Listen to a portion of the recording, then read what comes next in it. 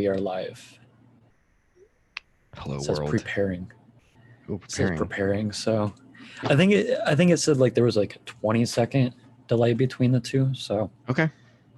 There we are. Well, and we're Oh God. God, this is real. Hey, well, welcome. I don't know if you've seen Ben Kenobi show up as the one viewer yet, but this is our first live stream. We are experimenting with this. Welcome to Delusions of Grandeur. I'm Steven. I'm Brent. What's up? That's Brent. Actually, he's here. Yeah. He is a member of the Delusions of Automotive Grandeur street gang. We fight crime at night. We do go out, fight crime, become Batman. That is my dream. Which Batmobile would you go with? I don't.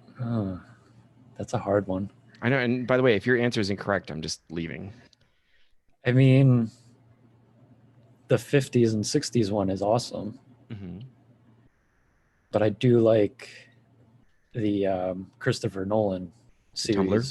Yes. Okay. I do like that. That was the answer I was going to walk out for, except I love those movies so much. I'm going to go with the 1989 Batman one. The really long, swoopy one. Yeah. Yeah. It needs some paint correction down at the Peterson, that's for sure. There's so it needs what swirls. correction? Paint correction. Oh, is it all messed up? Oh, yeah. It's bad. It's bad. So, can you tell if do we have a Ben Kenobi as a viewer yet? Says one watching now. I don't know if it's me.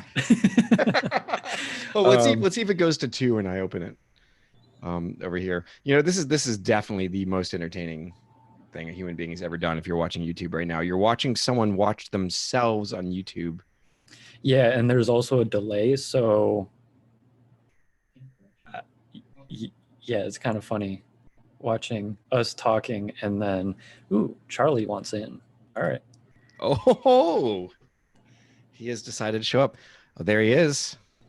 His little blank icon. So wait, does it say, yes, it says 2 people watching now. This is great. This is very good. Charlie, you are live on the internet, son. Oh, gosh. Yes, do you feel the pressure? Live. What's that? Do you feel the pressure? No pressure. Never. Charlie, what is your favorite Batmobile? Favorite Batmobile is, I'm going to have to go with probably the only Michael Keaton Batmobile. Yes. All right. High five over the internet. Like that's the obvious one. Like the Tumbler is cool, but like it's a Tumbler. Like it's not sleek, man. I don't know. It is awesome though. I mean, like the Christopher Nolan movies, those 3 movies are probably my favorite action hero movies. I mean, as you guys know, I don't really have an affinity for things like sci-fi, like Star Wars or anything. So, Not at all. Not at all. None. It's the worst thing ever. None Z0. No affinity for Star Wars. Oh, there's the high five just showed up. There's definitely a delay. We were just discussing, Charlie, the people on the internet watching this, which it should be GTI Ben Kenobi and maybe a few of my friends, because I texted some people, like their entire existence right now is watching someone watch themselves on YouTube. Perfect. Yeah, I love it. On a 20-second delay. That's COVID entertainment. We have 3 now. So whoever's watching, leave comments. I'll be sure to look over. Supposed to be first. Other than Steven messing with us. Steven, don't leave comments, please. Understood. No, this is why do you have one last one? Steven has three YouTube windows open on separate accounts, just leaving comments and. Yep.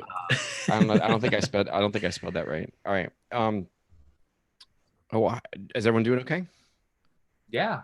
How are you doing? I'm functional. You got a haircut? I don't know what you're talking about. It's always been like this. Okay. I should have shaved for you guys, but high class establishment. Yeah. Well, I'm glad everyone's functional. I do have an Odyssey to describe to you, a mechanical wrenching Odyssey. A Honda Odyssey? Yes. Mm-hmm. Carbureted, very early one. I would take BC's. Come on. It's got a Charlie knows. Okay, so hello, I'm clueless. So this is my Odyssey, party people. So I have this old car, and over this COVID business, I decided, like many people, to actually endeavor to do a larger project that I had been putting off and was slightly terrified of, which is changing intake manifold gaskets on an old small block Ford, to which I have managed to successfully do without any sort of like, I imagined catastrophic hydrolocking coolant leaks and blowing up the engine. He has all 10 fingers. Let's see. Anything else? Like, no, how many scars on your hands? That's what I'm saying. There's many things have gone right. This is a mental scar. It's a mental scar that I want to share with you, and that I got the car all back together, and I had, like you have like honeymoon moments, where it's sort of like not that kind, where you sort of like you finish working on the car and it works, and you're like, oh my god, it's running better than it's ever run before, and then you slowly realize, no, actually it isn't. Like I just haven't heard it run in 4 months, like. So I was like super excited. My cousin was here. We set the timing on it. I've never set timing before. No catastrophic leaks, no burns, no fires, no nothing. And the timing's reasonably accurate, kind of. So you would love my timing gun. It looks like a 1980s like laser gun. It's my grandfather's. It's fan freaking tastic. It works. It works. But the car would stumble and backfire under any throttle whatsoever. And would idle was idling a little rough, not like bad rough, but a little rough. I thought it was a vacuum leak. I ordered a new gasket for the carburetor, the intake manifold. I thought it was spark plug wire routing, like because they can cross each other and cause like, like mistiming, like firing and stuff like that. The idle wasn't so bad, but you'd hit the throttle, it'd really stumble and just fall apart, make horrible noises, backfire. And we tried filling with the timing. I tried basically everything I could think of. I changed spark plug wires, spark plugs. Then I checked the actual connection of the spark plug wires and realized I had 2 of them reversed. That'll do it. So basically, I think it was the 3rd and 6th cylinder were firing at opposite timing, and it was sort of raucous sounding, but we have a comment. Oh, we have a comment. GTI Ben is in the house. He's in the house. Anyway, and so it turns out that when you swap those to their correct position after reading the instructions, my careful system, Charlie, little tape labels, and I had tape labels on the spark plug wires that didn't correspond to the actual cylinder numbers, and I took a picture of them before and tried to do it. Anyway, wait, so were the inline 6 right? Making sure I got. This is the 8. This is the 8-cylinder still. This is the 8-cylinder. Okay, but the spark cord wires are only long enough. Oh, you had them flipped. Okay, never mind. I got it. They were right next to each other, and I think it's 3 and 6, and they were the same length. And it was funny because when I realized it was wrong, and I was hooking them up, I realized, I kind of remember those being really tight like this one. Anyway, so I start the car. I'm getting texts. Oh no, I try to get someone else to watch us. He's doing laundry, so we're lower than laundry. Lower a bar. But anyway, so ladies and gentlemen, the Mustang is now running like it has never run before. It has no vacuum leaks. It's not sucking air into the fuel system. It feels like it has like 20 more horsepower than it used to. I accidentally lost traction for most of the length of my driveway. Did a baby drift. Didn't hit the house. I'm sure your neighbors love that. They can deal with it. I was gonna say, I'm sure the siding on the house loved the rock spray. Yep.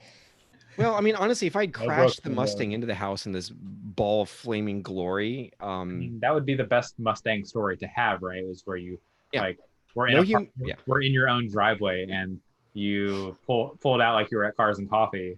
Yeah. I mean, the only thing that could make it more appropriate would be like if it was a Saturday and you had a cup of coffee in your hand. Yes. It's like, oh crap. Yeah. Let's see if let's see what the delay is. Ben Kenobi, send another message right now.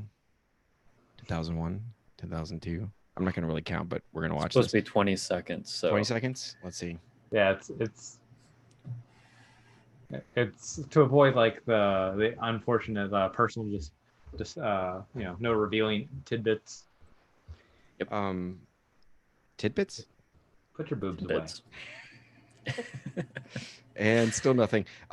Anyway, but yeah. So what have you guys done? Any car stuff lately? What's going on? Not this week. Last thing was the center armrest thing for mine, and otherwise I've been driving it and shopping, but like not really buying anything. Like I don't know.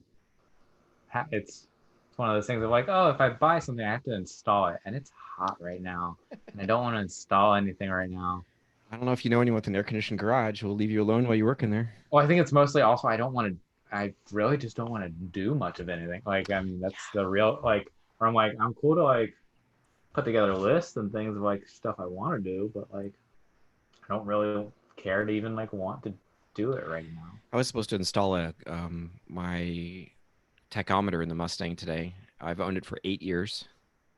Never installed it. I was supposed to be it out, put it off again. Didn't feel like it. Yeah, it's not been done for 8 years, so it's gonna be fine to not be done for another day. It's not gonna hurt anyone. Yeah. Nope. You're good. Brent, have you done any car stuff? Nope. Thank you for sharing. Yeah, no, living in an apartment sucks because I can't do anything. I should wash the car, but that's about it. Yeah, that's really about it. I moved the Volvo. The battery was recharged, and it didn't just like drain and die immediately. So it's holding something of a charge, and it probably needs to go back on the charger because it's so hot and it doesn't get driven. So it's one of those like, I don't know, do I go out and buy a new battery for whatever $150, or do I keep throwing it on a charger every 2 weeks? And like, I say throw that bad boy on a charger. By the way, GTI Big Kenobi did respond, and I was astutely paying attention and realized how long that took. But we're going to go with 20 seconds. It's interesting. He has the ability to type. I'm kidding, but I was not aware that GTI owners were typically literate. Oh, we're quite literate. Look at my mini books. I haven't read all. Oh, those are all like Volkswagen maintenance manuals. They're just painted wood. See this stuff? This is all like graphic novels. Yeah, it's all very carefully painted to look like books. It's not actually books. But I did just notice there was some decorating, some rearranging of photos, and because it's so tiny, I figure I should.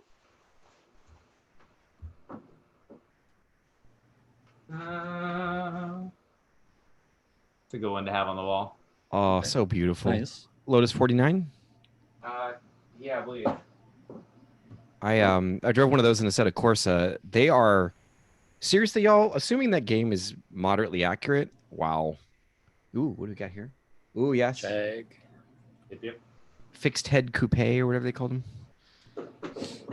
So I drove those GTI Big Kenobi periodically race each other in a set of Corsa, and I did like vintage Monza and 60s Lotus, and I've got to tell you that those, you always see these documentaries where people are like, man, these Formula One drivers back then, they were amazing, man. Those were men, That is such an understatement. I mean, like, they're surrounded by gas tanks. I honestly don't know how. Is there anyone else watching besides GTI?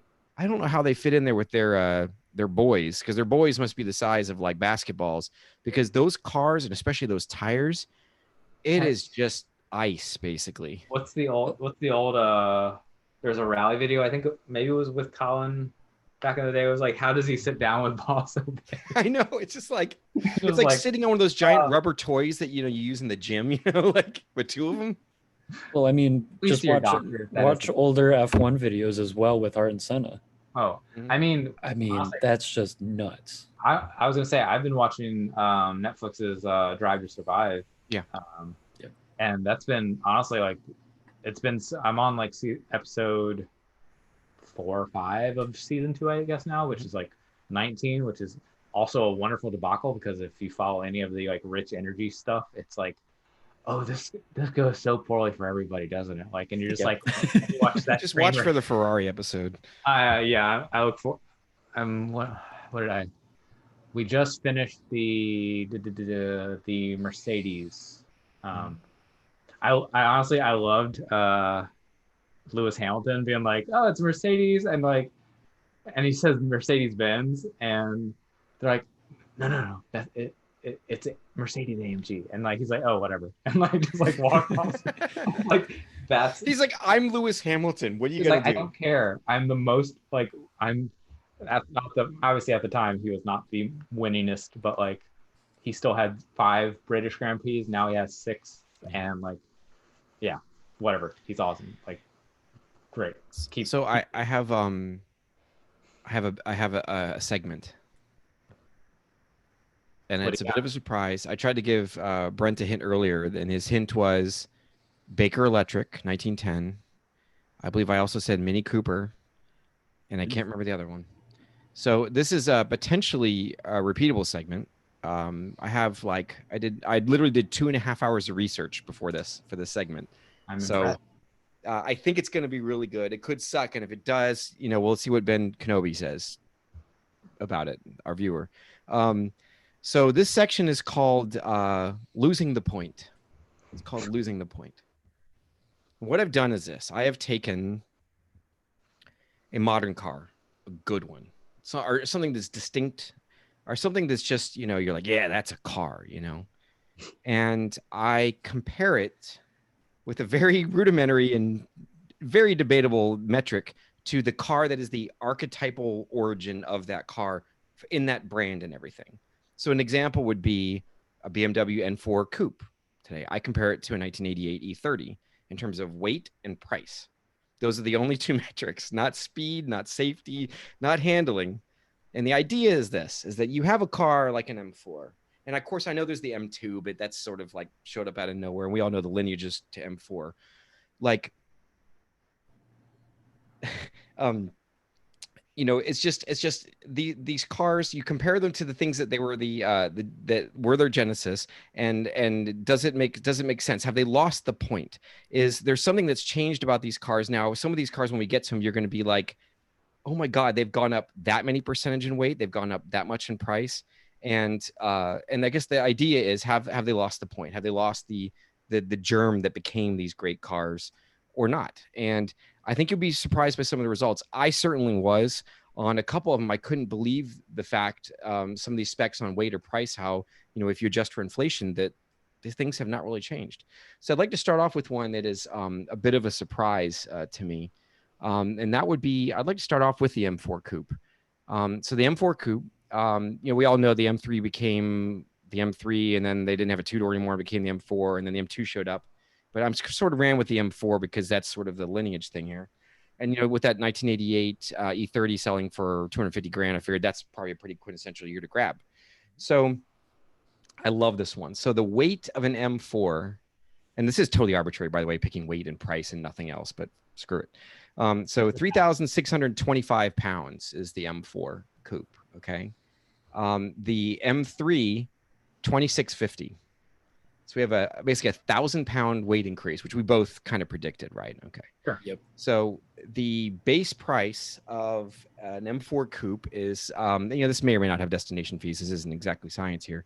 Is $69,150. Okay. I have this preconceived notion built way in that BMWs have gotten out of control with pricing. Just like it used to be when y'all were like 1 year old or something like that, that like you would look at the series number, and that's about the tens of thousands it costs. It starts with a 3. It's probably a $30,000 car, 5 for 5 series and so on, right? So, ladies and gentlemen, if you adjust for inflation, the original E30 cost $5,000 more in today's money than the M4 Coupe does. That shocked me. Are you guys surprised? Not really, no. Not at all, man.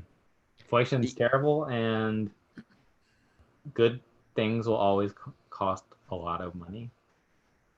It's true. It's true. I mean, Yep.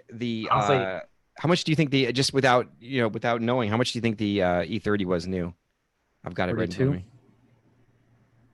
What do you think, Charlie? E30, what year? Sorry, I'm already 88. 88. E30 and 88 out the door 33. Very close, 34. That was a lot of money for a car back then. Oh yeah, I mean that's like Porsche, notorious for this as well. Like, when they were new, like when they say the number now, it's like, oh yeah, you could buy an 84 911 for like, it was like what, like 50,000, and it's like, oh wow, that's 60,000. It's like, that's like downright reasonable. And now you're like, or like 75,000 was what for a 911. Like, oh yeah, okay, like cool, that's a nice car. And now like you're like, oh, Oh, that adjusts for inflation. Ooh. So look, very cool car, but not quite the same. As a reference point, my dad paid about that same amount of money for a Saab 9000 Turbo from 1988 in 1988. Now, of those two cars, I have sentimental attachments to that Saab, but I think I'd rather have the E30 these days. Well, I mean, especially after what was it last week, the bring I a trade know. result. Like, I don't know. It's one of those things where I go back and forth, and I'm like, an E30 is a cool car, and an E30 is not that cool of a car. Sorry, like I think, and I think most car people will agree. Will be like, yeah, it's like, do we want E30s? Yes. Do we want to drive E30s? Yes. Do we want to pay $250,000 for E30s? Nope. No. Well, this was an 8,000 mile, like, pretty boy, never used car. I mean, Brent, if you were an obscure billionaire, I know you'd do it for a 22B easily. But I mean, like, if you were like an eccentric billionaire, that's what I meant. I wouldn't buy one now. I think Okay. they've probably hit the max of what they will be worth. Okay. Yeah. I mean, so moving on, car number 2 is the current Corvette C8. Okay. Very interesting thing about this car. Okay, so it weighs 3,366 pounds. And before people yell at me, or Ben Kenobi yells at me because I've got it off by a pound or something like that, I did the best I could, but these, try to find curb weights for all of these, and these are. I thought it would have been more. That's curb weight, so maybe I don't know what that means really. So it's 3,366 base price. The base prices are rare, but they are out there. It's about 59,000. Mm-hmm. And I went with the 63 Corvette split window just because that, I mean, yes, the slightly later ones the next few years had bigger engines and stuff, but when you think Corvette classic, that's sort of the one that sticks in your head. This is the fun part, okay? How much do you think the 63 Corvette weighed? Remember, the new one is 3,366. 63 Corvette. That was under 2,000. Okay. Brent? I was going to say like 2,600. Okay. You're both incredibly wrong. It is 4 pounds lighter than a C8. Huh. Okay. They're like the same weight after 50 years. It's insane. Huh. Now the base model Corvette price that I could find, and again, it's very hard to find these prices of original cars like this, the original MSRPs, but was $4,037, which translates to only $34,000 today. So there's a car where the weight has stayed the same, but the price has grown by 72%. And so here's the question: the Corvette is, sure, it's an amazing thing now what they're accomplished with the handling, the extreme nature of it, all of this stuff. But the question, the name of this segment is, have they lost the point? Because the Corvette handled well, was pretty darn cool, weighed not a lot, but it was even more obtainable in real dollars than the C8. So have they lost the point? Have they drifted into this chasing performance at the expense of making it affordable for more people? Brent, you want to go first? I mean, I don't see a Corvette ever being at 30,000 at this point, regardless. I mean, you got the Camaro that fills that gap. Yeah. And I mean, I would even say back then, what's the Camaro price back then too? It would have been. We'll get to a Mustang, and it would have been about the same as a Mustang. So I'll tell you that. So I mean, that's always the tough part, because I mean, when they are competing against, say, a Nissan GTR, or you can say Ferrari or Lamborghini. I mean, 60,000 compared to 150,000 is a lot of money, and when you're getting that performance out of a $60,000 vehicle compared to a $150,000 vehicle, a lot more are going to go for the 60,000. Yeah. And so in that case, it is with that argument, it is still a great deal, but I still choosing to compete with those cars is a choice, and that choice is taking you further and further away from the quintessential Corvette, which is 34 grand. Look, this obviously isn't scientific. We all know labor's infinitely more expensive than it used to be. There's airbags all over the place, and we're keeping performance out of this, but we're talking about the way it feels, just the mantra of Corvette. And the mantra of Corvette was at $34,000. That is, we're talking a 72% increase to the base model, and for sure, all to chase this extreme performance. If you dial that back, you get more people in the car. Wasn't there? Okay, so yes to all those points. And wasn't there a whole point about the idea of the Corvette and like even the pricing structure they came like the $59,000 Corvette, and how like that number was specifically chosen as a price point because they wanted to come in under 60K, which was like deemed the like, I think they used some metric of like that's the average salary like for whatever somebody that would probably own that car. Yeah, and they were like, that's the number we pick. And like even to a point where like I always wonder, like, you know, one of the things they talk about is like a lot of vehicles don't make money for the company. Like it's like they actually make them at a loss, so you come in and service them. Like that's why, or at least that's why dealerships can sell below, you know, at a certain cost, because they build into their margins like, oh well, if we sell them a warranty, they come in 3 times, we sold them the warranty, so like if they use it, you know, we actually buff in, like, you know, it takes them a minimum 5 times to recoup a warranty cost based on our averages or whatever. But yeah, so 59,000. Sorry, back on topic here. But yeah, wasn't it like it was a chosen number? So like if that's the case, like I think the point of the Corvette has always been to bring it to the, you know, bring that performance at a relatively affordable price and punch up in that performance. And I think, which it always did in the 60s too. I mean, exactly. And so I think, you know, if the big ask is, has it lost the point, you know, even though the price has gone up, even though the weight has stayed the same. I think the weight.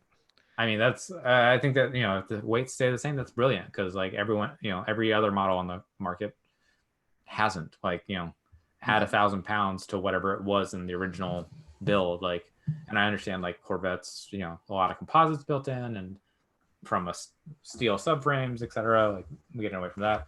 But yeah, like I think if anything, Corvette has the most of the point of like, no, we're going to give you more horsepower. We're going to give you more performance. We're going to punch even higher above her. We're now, you know, I brought up Porsche earlier. We were talking about, you know, if you want to get into like Porsche versus, you know, the Corvette, like old rivalry there, like that's a thing. And like $60 in Porsche land isn't going to buy you a well, it will buy you a mid-engine, but it won't buy you a V8 mid-engine, and it won't buy you a V8 mid-engine like that could potentially out of the box go straight on the track and like whoop up on some unsuspecting, you know, track rats. Like potentially a Corvette could do that. And I mean, like I understand the base price probably won't, but it's going to be competitive. Let's jump to the next one, Charlie, and I want Brent to tackle this one head on. GTI has a comment here saying, if only they made the Dacia Sandero 40 years ago. You know what? I'll make a note and see if there's some sort of comparable model from that. Well, now it's like it's now the like Opel or the Vauxhall Corsa or something like that would be like the closest relative, right?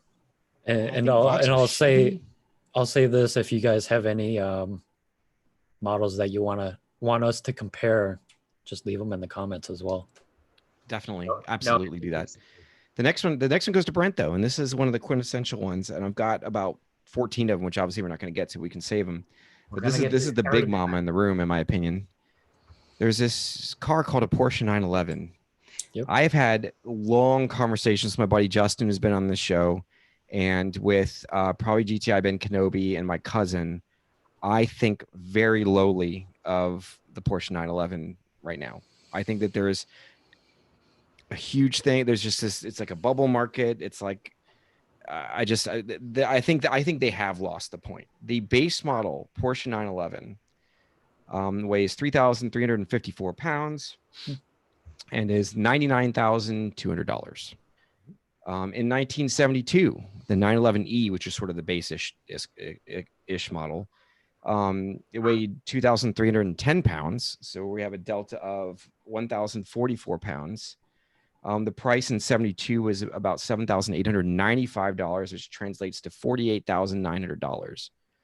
So the 911 has doubled in price and added 1,000 pounds. And doubled in size. So has it lost the point, Brent? It was my dad told me, my dad was around back then, and he said 911s were always expensive. They felt expensive. But this is an order of magnitude change. What do you think? I mean,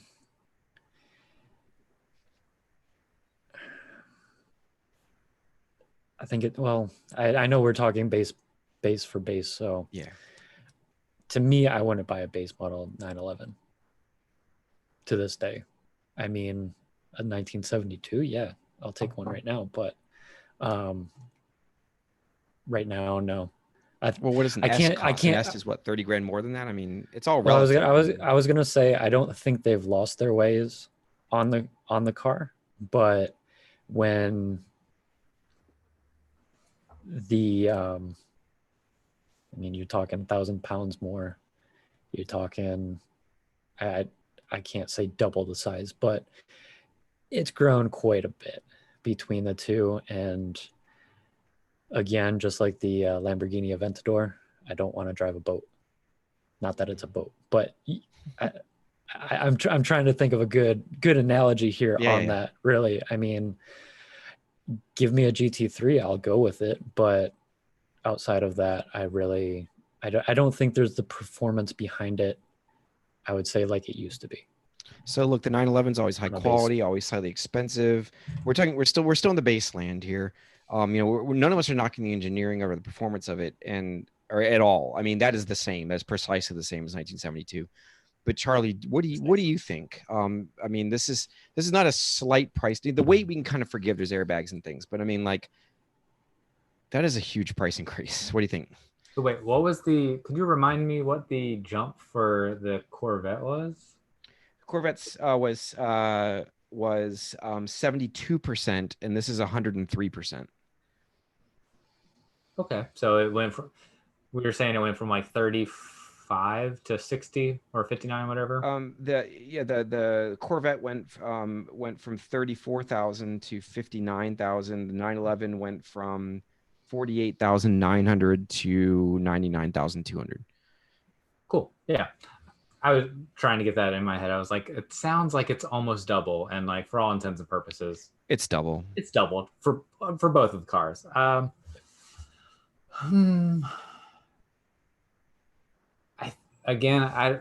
say I don't think they've lost the point, and I understand that that's my own bias.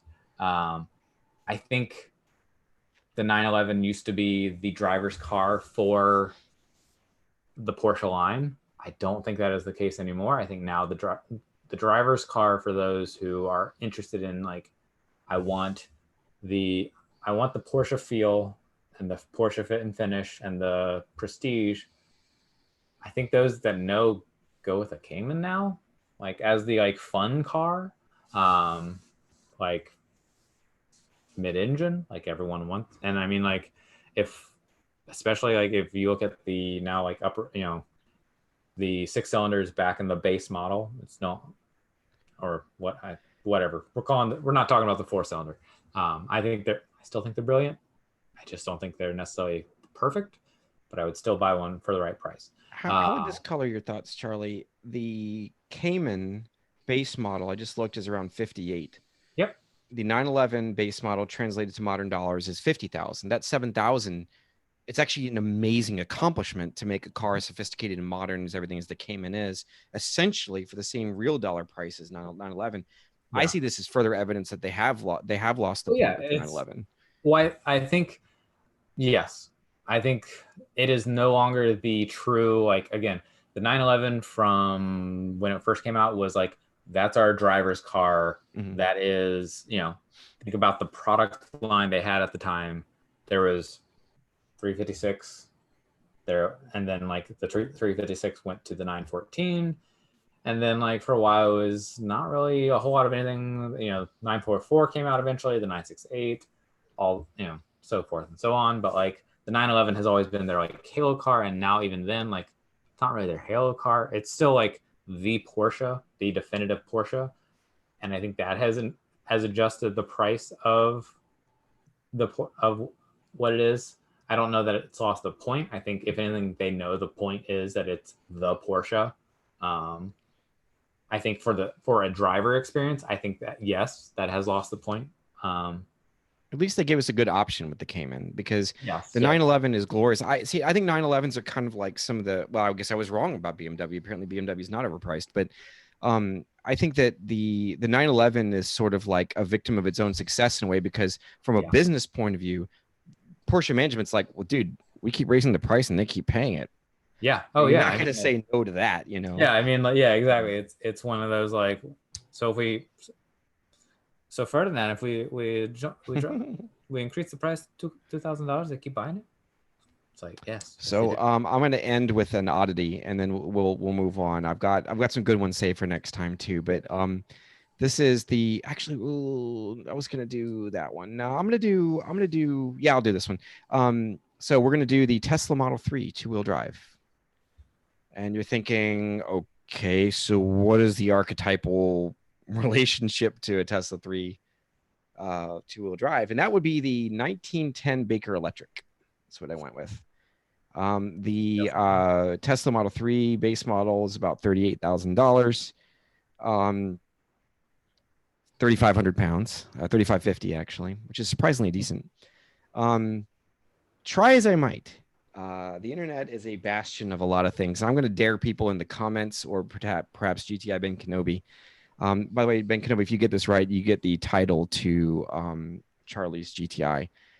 He's agreed to this. I have looked everywhere on the internet, could not find the original curb weight of a Baker Electric. That is not information that is readily available on the internet, but we'll see if someone can find it and they get Charlie's GTI, which would be pretty cool for Charlie. So the Baker Electric. Oh, by the way, I believe it was Thomas Edison's first car, my brother said, was a Baker Electric. My brother is a known liar. I'm kidding. So I don't know if that's true.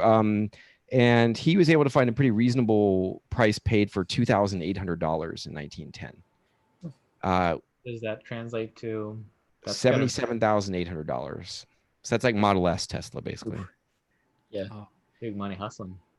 So, Brent, has the Tesla Model 3 lost the point? Not at all. Go ahead with that one. Not at all. The Model 3 is supposed to be the people's car. Mm-hmm.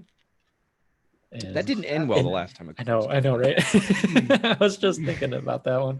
Like, damn. Although one could also argue that was the most successful car in history. Yes, that too.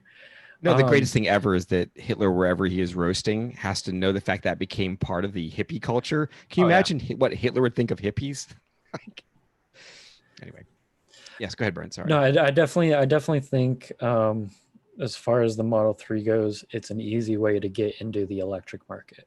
I know with that base price of $38,000, you're only going to get about 250 miles of range, which to me isn't bad at all compared to that, especially some of these other electric cars that are coming out now that are, $10,000 cheaper, roughly.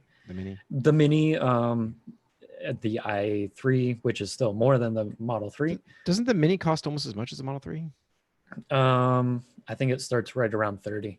Okay. And then incentives bring it down around 22 or something like that.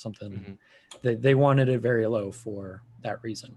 So I mean, 250 miles, I would say majority of the people that have a Model 3 or are wanting to go electric live very close to a big city.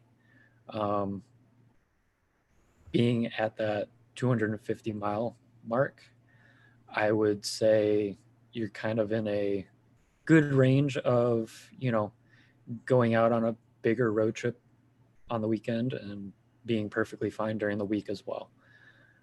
So, yeah, I think Model 3 is a perfect option really for anybody. And it's crazy here because every other car in Los Angeles is now a Tesla. We've been noticing more and more and more every single weekend that we go out. We actually went down to the beach this past weekend, and literally every other car in the beach parking lot was a Tesla. Majority Model 3. Well, I got to tell you, man, just looking real quick, you and I were talking before we got started here, and I am not finding more confirmation of this, but I have also found evidence that the Baker Electric's range was over 100 miles. Yeah. It maxed out at 20 miles an hour. It weighed nothing, but good God, those batteries were bad and they were quite heavy. I guess the vehicle itself weighed nothing, but we got to figure out if that's correct or not. That's really amazing. Well, like I was saying before we started, and it should be on the video that I did for the Peterson. I'm pretty sure it said like 89 miles, or it was like it was right around that 100-mile mark, and I'm like, damn, like really, a brand new Mini Cooper that's coming out this year is roughly the same range as a car from 110 years ago. Yeah, what is pretty wrong nuts with us? Battery tech is hard. Yeah. Like, I have a challenge for us, Brent. Okay. I want to attempt something ridiculous, and then if y'all are cool with it, and then we'll go back to what we usually do. You are familiar with the annoying trend in the world of YouTube, where, you know, right now we have this very sort of austere black preview 16:9 JPEG that says Delusions of Automotive Grandeur in it, you know, but when you see YouTube videos, they come out, there's always someone going, or there's like a big red live thing in the corner, or big words like 9/11 has lost the point, or something like that. I want to try once I'll Photoshop it. I'll do the right resolution, send it to you, and you can make it the thumbnail. If y'all will let me do that, it will not be stupid. It will be emulating what I've seen on YouTube and not over the top. This is a democracy. 3 people. You can vote. I want to see if we get more hits doing that. Just, I would say not a screenshot of this going on now. Oh no, it'll be okay. So like if you have like a Porsche 911 on fire, and that's what I mean. You know, yes. Big red letters of Puntarino and whatever else. Yeah. I want to try just once and see if we get more hits. But now we have 2 people, and I guess we've had majority Charlie, but we'll still go to the Charlie. Charlie, are you okay with an experimental thumbnail? If you want to make it, sure. It's gonna be a close-up of GTI Ben Kenobi pondering the deeper meaning of building ships. Let's see if he responds in 20 seconds. Boy, the comments being delayed thing is pretty wild. Like, I guess I never really realized that's a thing, you know? Yeah, whatever. It's no big deal. Yeah, I mean, I think usually it's for moderating people who actually have viewers who are worried about it. No, we do. Yeah. GTI Ben Kenobi, he really represents about 1,000 people. Yeah. In terms of coolness. I mean, how many people do you know own 2 Volkswagen GTIs? Not many. By the way, I still have a part of GTI Ben Kenobi's car. He shed one of his battery terminal covers as he was driving away a while back. The best part is, I think I remember going to my car and like pulling my plan had been to pull the one from my car and like mail it to him. And I remember pulling it, and then I lost mine, and I was like, whatever, I don't care. That's a high quality part, ladies and gentlemen. It needs a tether.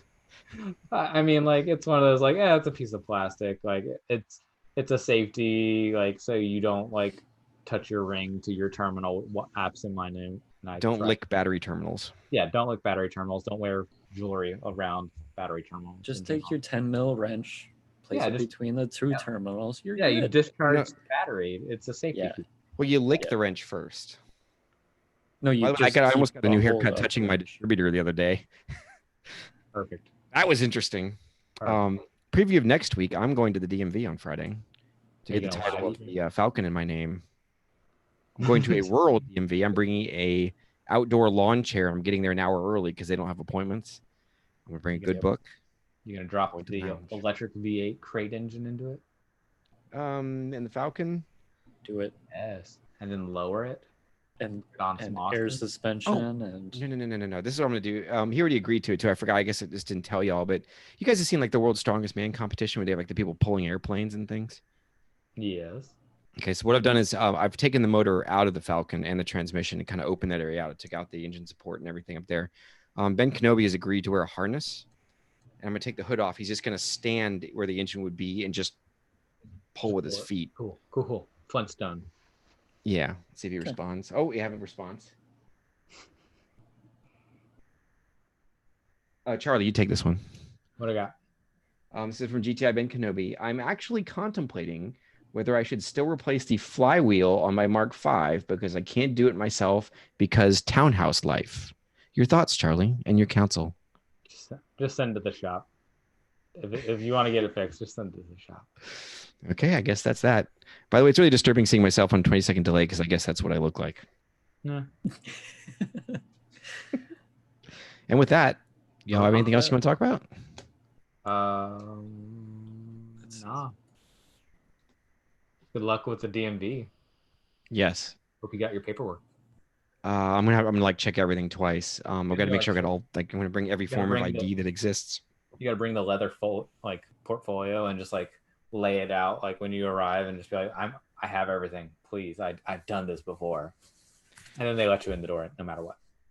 Charlie, the person you've given advice to has responded. Oh, wonderful. Sinking $1,000 labor into a $2,500 car. ... Your thoughts and counsel. It's only a $2,500 car if you sink the $1,000 car into it. Right now, he just face palmed. Yeah, because he knows it's true. I mean, otherwise it's a $500 paperweight if it doesn't get fixed. Damn straight. If that, yeah. Or you could just send it to scrapyard and get probably more money. I thought he could donate to like a high school shop and get like a tax write-off or something. Yeah, it's about $500 for a donation or $500 to junk it cash. Do you want your money now or do you want your money later? Or he can fix it and maybe, if he sells it, get 15 total out of it.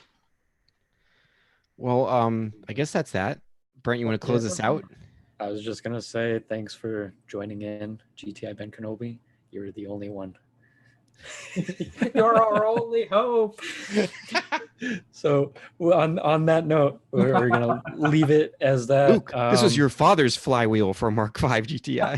Yes, he would have wanted you to have it. It worked out good. Yeah, like, comment, subscribe, do all that good stuff, and share. Please share. We want 14 subscribers. Just one more. Just one more is all good. On that note, we'll see you later. Later, party people. Bye.